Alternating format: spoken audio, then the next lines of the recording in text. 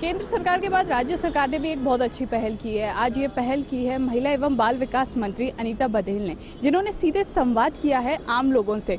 Ma'am, आज आपने सीधा संवाद किया है आम लोगों से, कई समस्याएं सामने आई लोगों की, क्या बताएं थोड़ा एक्सपीरियंस। हाँ, बहुत लोगों से एक साथ कांटेक्ट हुआ है और ये बहुत ही अच्छा मुझे लगा। लोगों से जुड़ने का एक बहुत अच्छा प्लेटफॉर्म है और बहुत सारे लोगों ने बहुत अच्छे अच्छे सवाल किए हैं। सवाल भी बहुत अच्छे हैं और कुछ नई चीज़ें भी मुझे इसे ध्यान में लाई गई हैं। जैसे एक व्यक्ति ने पूछा कि भाई, आप बाल विवाह को रोकने के लिए आपने टेंट वालों को और बैंड वालों को कवर किया, लेकिन आपने फोटोग्राफर को उसमें कवर नहीं किया है, आपको उसको भी कवर ना करना चाहिए। और वो बिल्कुल सही बात थी।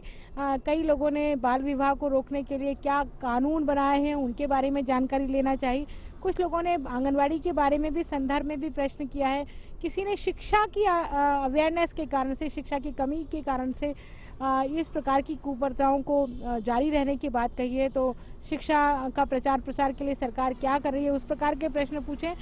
तो निश्चित रूप से सरकार की योजनाओं को लोगों तक पहुंचाने का ये बहुत अच्छा प्लेटफॉर्म है और मैंने उन तक ये बातें पहुंचाई हैं। और निश्चित रूप से यदि इस प्रकार से हमारे लोग जागरूक रहें तो इस समस्या के समाधान होते हुए ज़्यादा समय नहीं लगेगा। हम शीघ्र ही इस समस्या पर समाधान ढूंढ पाएंगे। मैम, क्या फोटोग्राफरों को भी इसमें इंक्लूड किया जाएगा? हाँ बिल्कुल, क्योंकि जो भी व्यक्ति उस समारोह में शामिल होता है, चाहे वो फोटोग्राफर है, चाहे किसी भी प्रकार का, किसी भी तरह से वो उसमें सहयोग कर रहा है, वो सब उसमें शामिल है। मैम, एक अगर हम देखें, जो नाबालिग लड़कियां हैं उनके साथ शोषण के मामले बहुत ज़्यादा सामने आ रहे हैं, तो फिलहाल उनके लिए क्या कोई ऐसा सख्त कदम उठाया जाएगा या सरकार की तरफ से क्या ऐसी पहल की जाएगी कि उस पर कोई रोक? नाबालिग चाहे लड़के हों या लड़कियां हों, दोनों को ही यदि यौन शोषण उनका किया जाता है तो सरकार ने बहुत ही कठोर कानून बनाया है, पॉक्सो एक्ट। उसके तहत वो जमानत नहीं होती है और बहुत कड़ी सजा का उसमें प्रोविज़न है।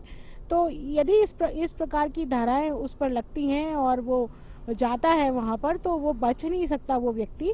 साथ ही साथ में हमने बालिकाओं को इस प्रकार के समस्याओं का सामना करने के लिए वो शारीरिक रूप से तैयार हों, इसके लिए उनको आत्मरक्षा का प्रशिक्षण सरकारी स्तर पर दिया जा रहा है और वो बहुत अच्छे स्तर पर चल रहा है। आप देखिए, हमारी गृह विभाग की जो महिला कांस्टेबल्स हैं उनको स्पेशली इस चीज़ के लिए तैयार किया गया और तैयार करके हम हर स्कूल में ग्रुप्स में उनको प्रशिक्षण दे रहे हैं ताकि वो शारीरिक रूप से तैयार हो, मानसिक रूप से तैयार हो, एक भयमुक्त वातावरण सरकार बनाए। इसके लिए सरकार प्रयत्नशील है ताकि बालिकाएं स्वच्छंद रूप से अपने कार्य को संपन्न कर सकें। पॉक्सो के बारे में अभी लोगों में जागरूकता कम है, तो उसके लिए अवेयरनेस के लिए भी किसी तरह का कोई विशेष प्रोग्राम? बिल्कुल, विधि सलाहकार जो केंद्र है वो, उनके माध्यम से ये कैंपेन किया जा रहा है कि पॉक्सो एक्ट बना है और इस एक्ट के तहत बहुत कठोर सजा का प्रावधान है यदि आप किसी नाबालिग के साथ में यौन शोषण करते हैं तो। मैम, एक लास्ट क्वेश्चन, महिला आयोग का पद काफ़ी लंबे समय से खाली पड़ा है, जिसके चलते महिलाओं को बहुत ज़्यादा समस्या हो रही है, क्योंकि